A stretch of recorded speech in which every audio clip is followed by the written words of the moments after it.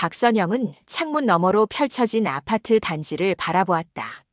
서울 외곽의 신도시, 깔끔하게 정돈된 조경과 놀이터가 보이는 이곳은 그녀가 30년을 살았던 오래된 동네와는 전혀 달랐다. 남편이 세상을 떠난 지 1년 반, 혼자 지내던 집은 점점 더 넓고 텅 비어 보였다. 밤마다 찾아오는 적막함은 견디기 힘들었고 아들 민호의 권유는 자연스럽게 받아들여졌다. 엄마, 지우도 할머니 보고 싶어 하고 우리도 엄마 혼자 계시는 게 걱정돼요. 같이 살아요. 민호의 목소리에는 진심이 담겨 있었다. 선영은 며칠을 고민했지만 결국 이사를 결심했다.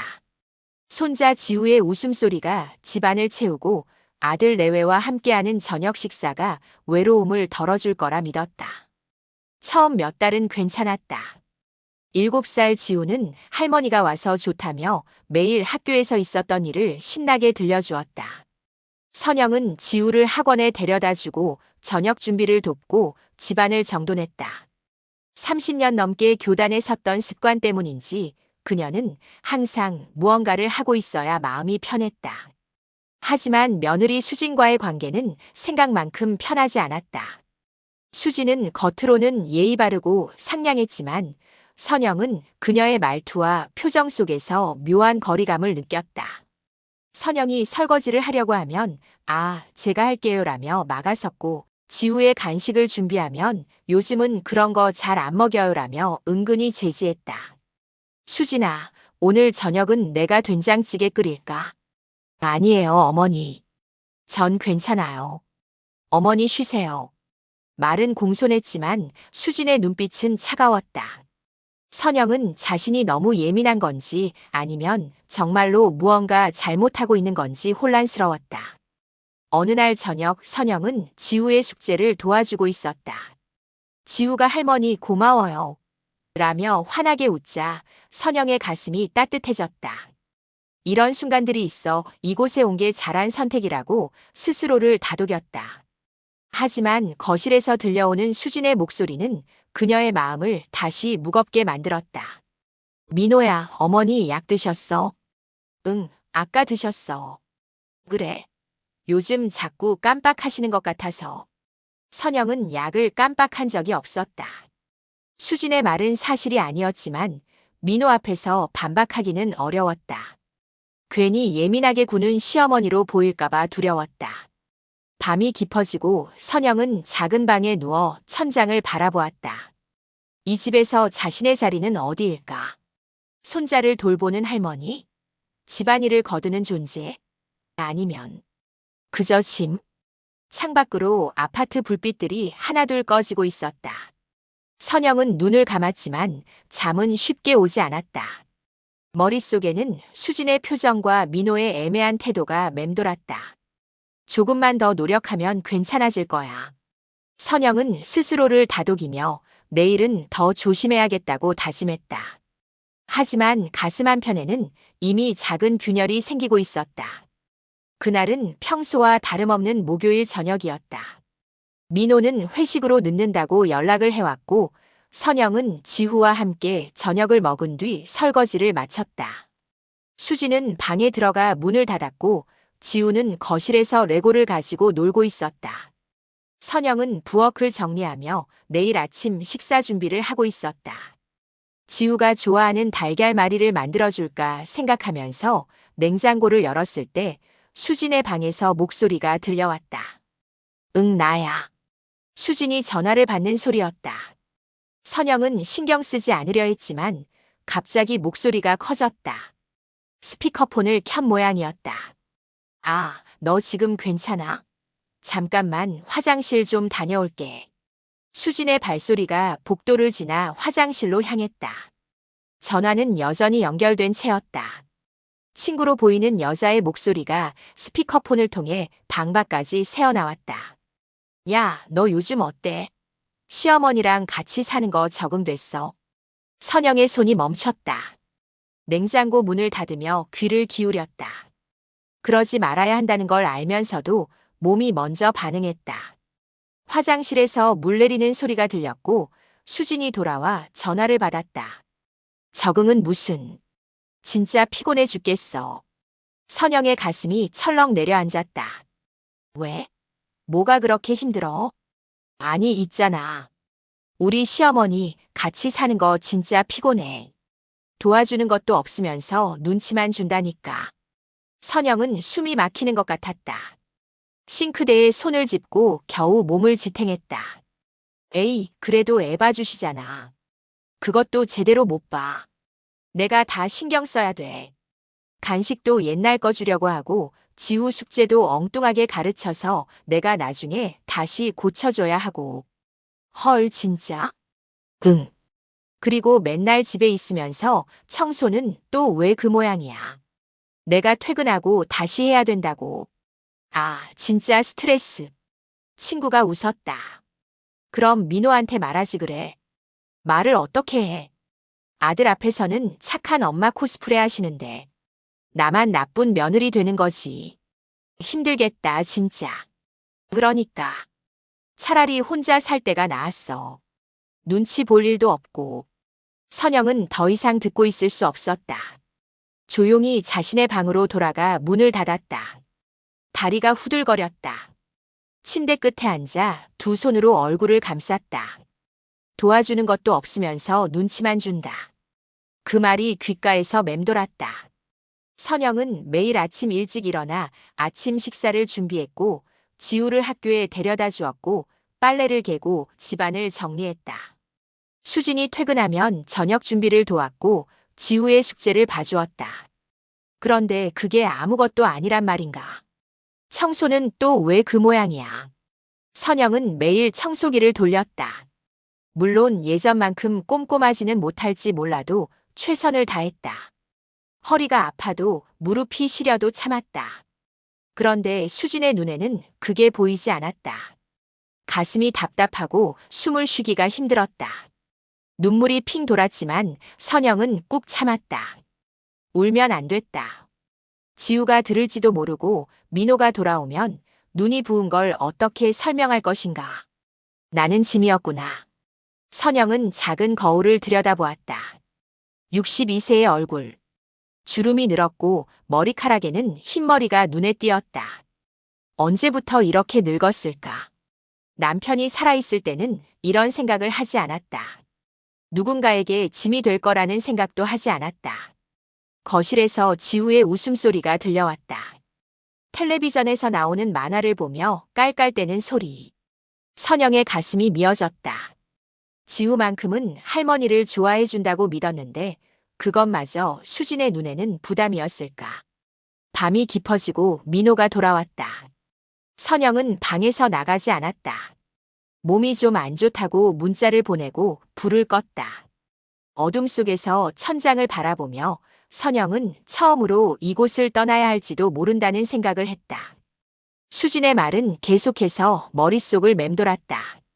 도와주는 것도 없으면서 차라리 혼자 살 때가 나았어. 선영은 이불을 끌어올려 얼굴을 묻었다. 그제야 눈물이 흘러내렸다. 조용히 소리 없이. 그날 이후 선영의 세상은 달라졌다. 아니, 정확히 말하면 선영이 보는 세상이 달라졌다. 수진의 모든 말과 행동이 다르게 보이기 시작했다. 금요일 저녁 민호가 일찍 퇴근했다. 수진은 현관에서 남편을 맞으며 환하게 웃었다. 여보, 오늘 일찍 왔네. 피곤하지? 응, 오늘은 일이 일찍 끝났어. 엄마는? 어머니는 방에 계셔. 오늘 좀 피곤하신가 봐. 수진의 목소리는 다정했다. 걱정하는 며느리의 톤. 선영은 자신의 방 문틈으로 그 모습을 지켜보았다. 민호 앞에서 수진은 완벽한 며느리였다. 엄마 괜찮으세요? 민호가 방문을 노크했다. 선영은 서둘러 침대에서 일어나 문을 열었다. 응, 괜찮아. 그냥 좀 쉬고 있었어. 얼굴이 안 좋아 보이는데. 어디 아프세요? 아니야, 괜찮아. 선영은 애써 웃었다. 민호에게 수진의 전화 내용을 말할 수 없었다. 아들의 가정을 흔들고 싶지 않았고 무엇보다 예민한 시어머니가 되고 싶지 않았다. 저녁 식사 시간 4명이 식탁에 둘러앉았다. 수진이 국을 떠서 민호에게 건넸다. 여보, 오늘 회사에서 무슨 일 있었어? 별일 없었어. 그냥 바빴지. 어머니, 반찬 더 드세요. 수진이 선영에게 반찬을 권했다. 그 목소리는 부드러웠지만 선영의 귀에는 형식적으로만 들렸다. 눈빛은 차가웠다. 아니, 원래부터 차가웠던 걸 이제야 제대로 보는 건지도 몰랐다. 응, 고마워. 선영은 짧게 대답하고 고개를 숙였다. 주말이 되었다. 민호가 제안했다. 이번 주말에 다 같이 외식할까? 엄마도 오래 집에만 계셨잖아. 지우가 좋다며 손뼉을 쳤다. 선영도 속으로 기대했다. 오랜만에 가족과 함께 나가는 것이었다. 하지만 수진의 표정이 미묘하게 굳었다. 여보, 그런데 지우 태권도 대회가 다음 주잖아. 연습 좀 더 시켜야 하지 않을까? 그래도 하루쯤은 괜찮지 않아? 그래도. 수진이 잠시 생각하더니 선영을 바라보았다.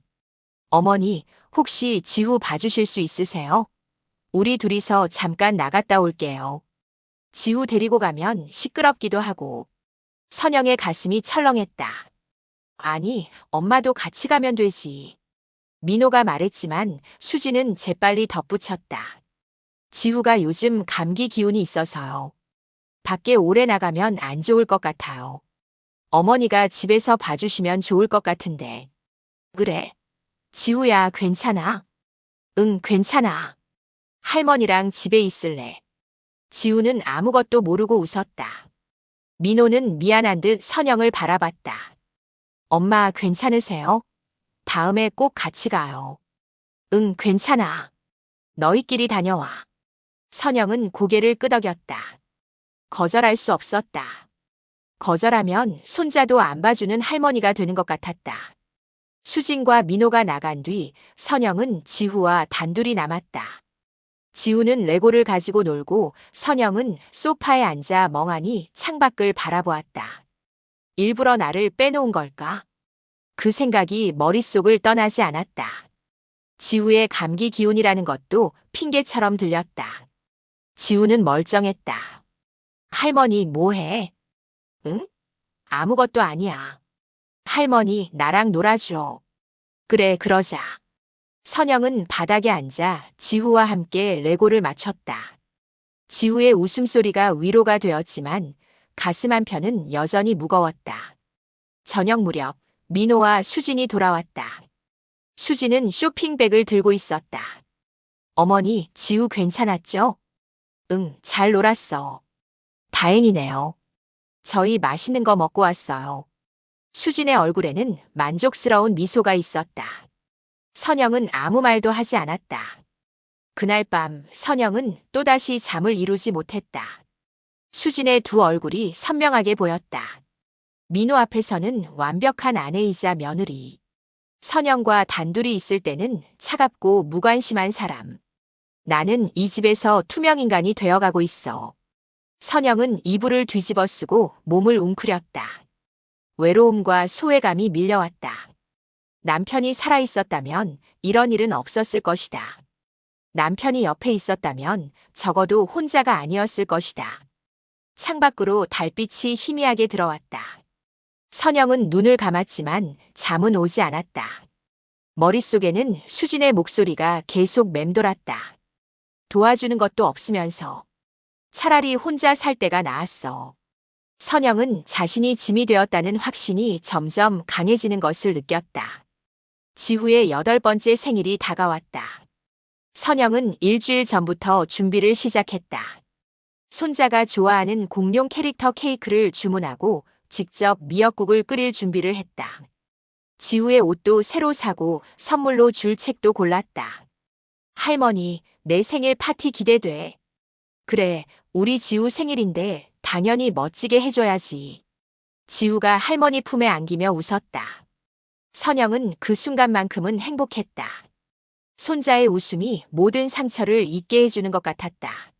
생일 당일 집안은 손님 맞이 준비로 분주했다.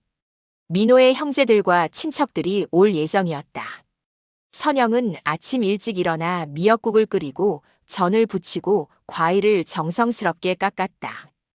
허리가 아팠지만 참았다. 손자의 생일이었다. 어머니, 제가 할게요. 수진이 부엌으로 들어왔다. 화장을 하고 깨끗한 옷을 입은 모습이었다. 아니야, 거의 다 했어. 너는 준비해. 그래도. 수진은 더 이상 말하지 않고 나갔다. 선영은 계속 음식을 준비했다.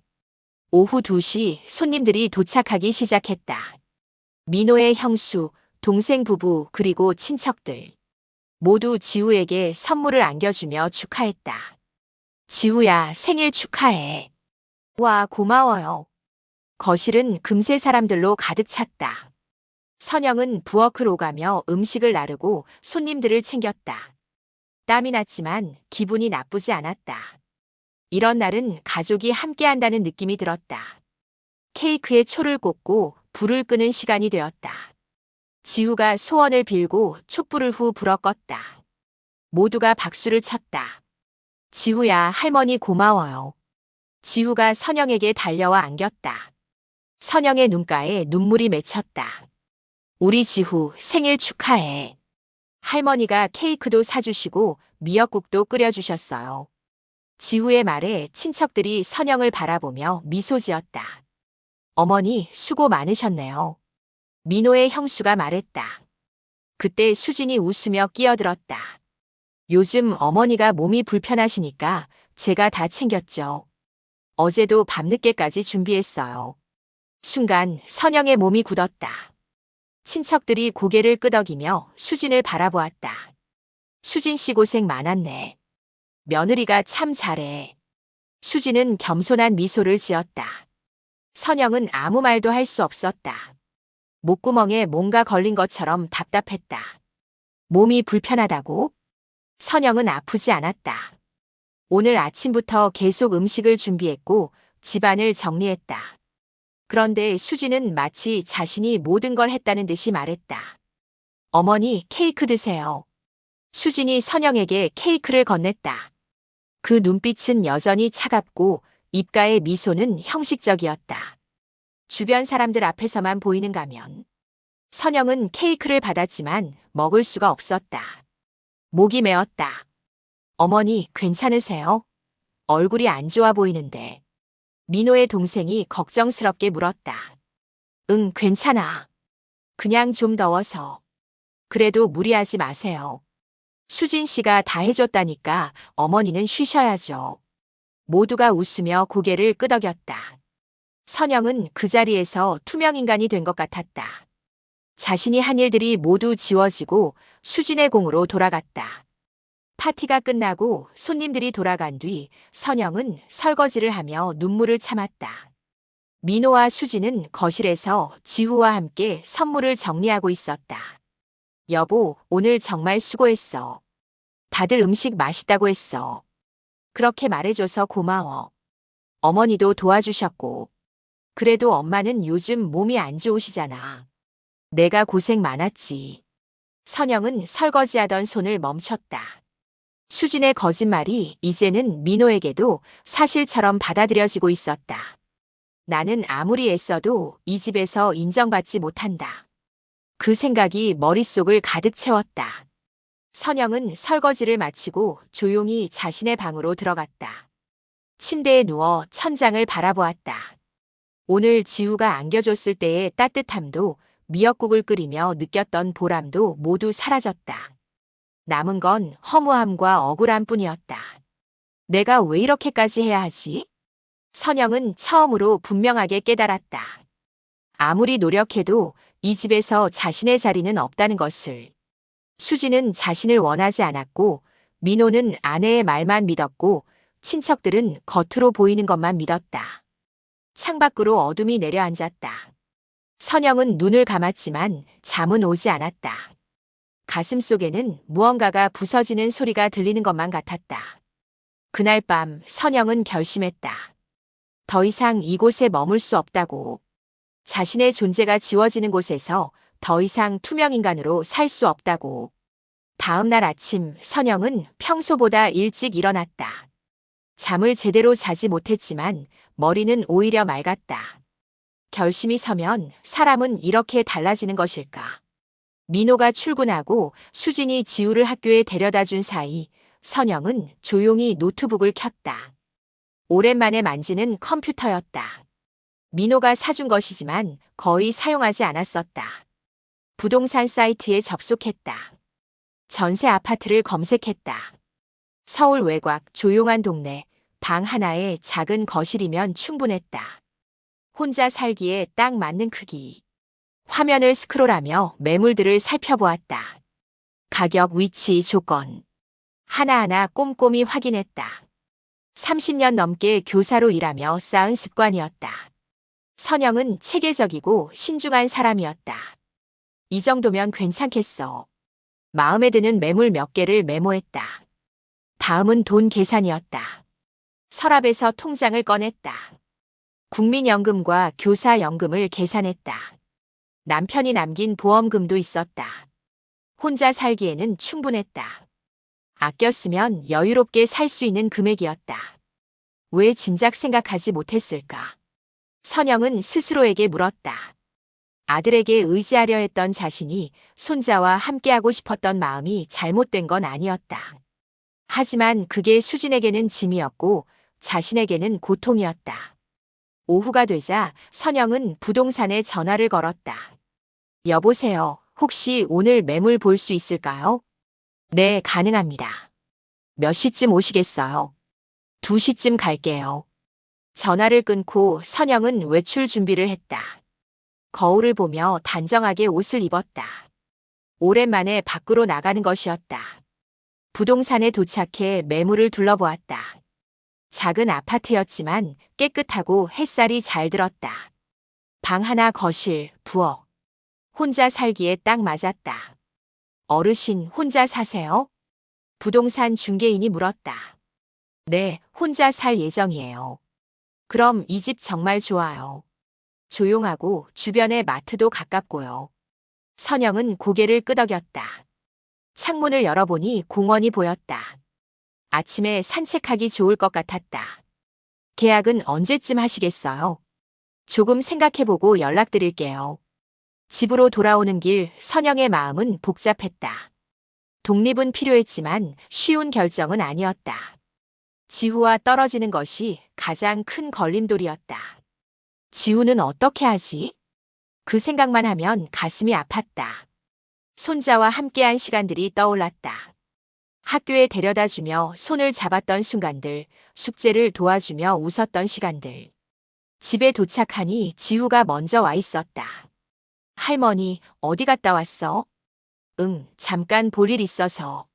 할머니, 오늘 학교에서 칭찬받았어. 그래. 우리 지우 잘했네. 지우가 할머니 품에 안겼다. 선영은 손자를 꼭 껴안았다. 이 따뜻함을 놓아야 한다는 게 너무 아팠다.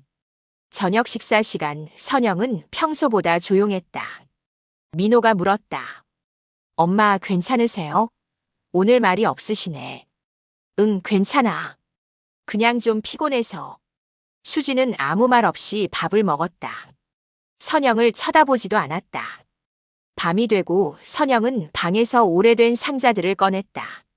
교사 시절 쓰던 교재들, 학생들이 쓴 편지들, 남편과의 추억이 담긴 사진들. 하나하나 정리하며 눈물이 났다. 이 모든 것들이 자신의 삶이었다. 교단에 섰던 시간, 남편과 함께했던 날들, 그리고 지금 이 순간까지. 나는 누구였을까? 선영은 스스로에게 물었다. 교사였던 자신, 아내였던 자신, 어머니였던 자신. 그리고 지금은 짐이 된 시어머니. 아니야, 나는 짐이 아니야. 선영은 고개를 저었다. 자신에게는 가치가 있었다. 30년 넘게 학생들을 가르쳤고 남편을 사랑했고 아들을 키웠다. 그 모든 시간이 의미 있었다. 지우의 방 앞을 지나다 멈췄다. 문틈으로 잠든 손자의 얼굴이 보였다. 선영은 조용히 문을 열고 들어갔다. 지우는 곤히 잠들어 있었다. 작은 손을 이불 밖으로 내놓은 채. 선영은 이불을 덮어주고 손자의 머리를 쓰다듬었다. 할머니는 지우를 많이 사랑해. 그걸 잊지 마. 속삭임은 잠든 지우에게 닿지 않았지만 선영은 말해야 했다. 자신의 마음을 확인해야 했다. 눈물이 볼을 타고 흘러내렸다. 조용히 소리 없이 방으로 돌아와 침대에 누웠다. 천장을 바라보며 생각했다. 이제 결심했다. 독립할 것이다.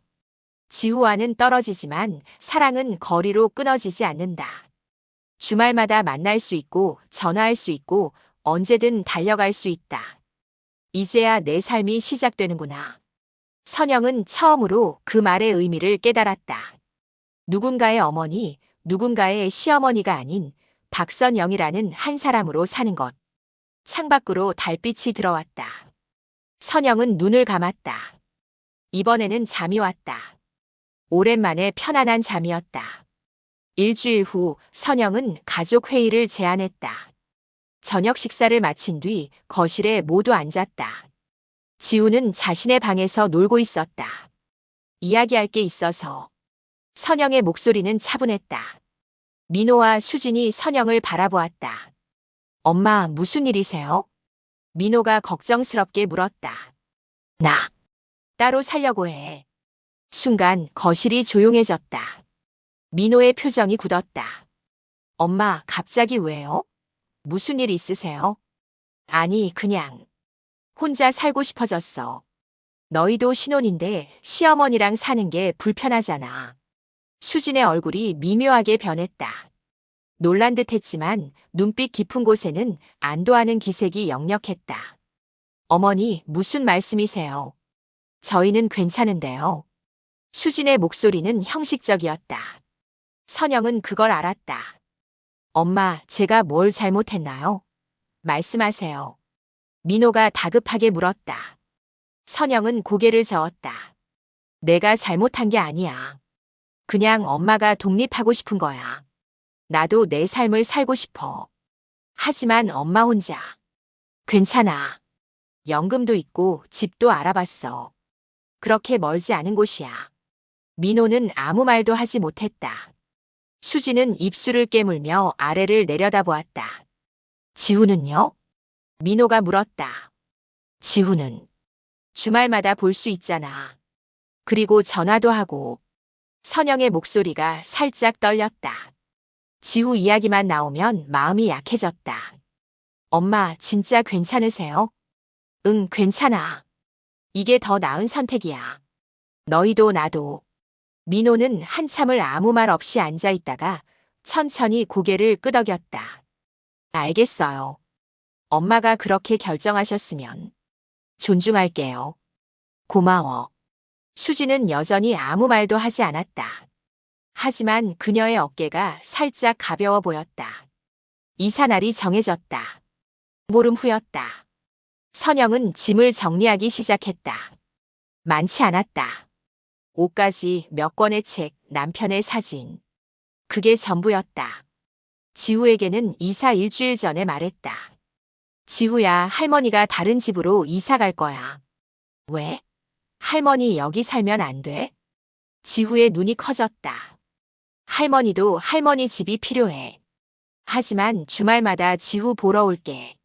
약속. 정말? 정말이야. 지우는 잠시 생각하더니 고개를 끄덕였다. 그럼 할머니 집에 나도 놀러 갈 수 있어? 그럼 당연하지. 선영은 지우를 꼭 안았다. 눈물이 나려는 걸 참았다. 이사 전날 밤 선영은 지우를 위한 선물 상자를 준비했다. 그 안에는 손편지와 작은 목걸이가 들어있었다. 우리 지우에게. 할머니는 지우를 세상에서 가장 사랑해. 멀리 떨어져 있어도 할머니 마음은 항상 지우 곁에 있을 거야. 힘들 때, 외로울 때 할머니를 생각해. 할머니는 언제나 지우를 응원하고 있어. 사랑하는 할머니가. 이사날 민호가 차를 가져왔다. 짐을 싣고 새 집으로 향했다. 수지는 현관에서 배웅했다. 어머니, 조심히 가세요. 응, 너희도 잘 지내. 수진의 얼굴에는 미안함보다는 홀가분함이 더 많이 보였다. 선영은 더 이상 신경 쓰지 않기로 했다. 새 아파트에 도착했다. 작은 공간이었지만 온전히 자신만의 공간이었다. 민호가 짐을 날라주고 몇 가지를 정리해주고 갔다. 엄마, 정말 괜찮으시겠어요? 응, 괜찮아. 걱정하지 마. 자주 올게요. 그래, 지우 데리고 와. 민호가 떠나고 선영은 혼자 남았다. 조용했다. 너무 조용했다. 하지만 그 고요함은 외롭지 않았다. 오히려 평화로웠다. 선영은 창문을 열었다. 저녁 하늘이 붉게 물들어 있었다. 바람이 불어왔다. 시원하고 상쾌했다. 이제야 내 삶이 시작되는구나. 선영은 혼잣말을 했다. 그 말이 진심이었다. 책장에 책을 꽂고 사진을 걸고 하나씩 자리를 잡아갔다. 작지만 아늑한 공간. 누구의 눈치도 보지 않아도 되는 곳. 자신만의 시간을 보낼 수 있는 곳. 저녁이 되어 혼자 식사를 준비했다. 간단한 된장찌개와 반찬. 혼자 먹는 밥이었지만 마음은 편했다. 식사를 마치고 소파에 앉아 창밖을 바라보았다. 아파트 불빛들이 하나둘 켜지고 있었다. 저마다의 삶이 그 안에서 펼쳐지고 있을 것이다. 핸드폰이 울렸다. 지우였다. 할머니 잘 도착했어? 응, 잘 도착했어. 할머니 보고 싶어. 할머니도 지우 보고 싶어. 이번 주말에 보자. 응. 전화를 끊고 선영은 미소를 지었다. 지우와 떨어져 있지만 사랑은 그대로였다. 거리가 사랑을 끊을 수는 없었다. 책상 서랍에서 지우에게 줄 선물 상자를 꺼냈다. 다음에 만날 때 전해줄 것이다. 사랑만은 놓지 않겠다는 다짐과 함께. 밤이 깊어졌다. 선영은 침대에 누워 눈을 감았다. 처음으로 느껴지는 완전한 평화. 두려움도 눈치도 억울함도 없었다. 나는 이제 박선영이야. 누군가의 어머니, 누군가의 할머니이기 전에 나 자신. 선영은 미소를 지으며 잠이 들었다. 내일은 공원을 산책하고 오래 읽고 싶었던 책을 펼칠 것이다. 그리고 천천히 자신만의 속도로 살아갈 것이다. 창밖으로 달빛이 고요히 내려앉았다. 새로운 시작의 밤이었다.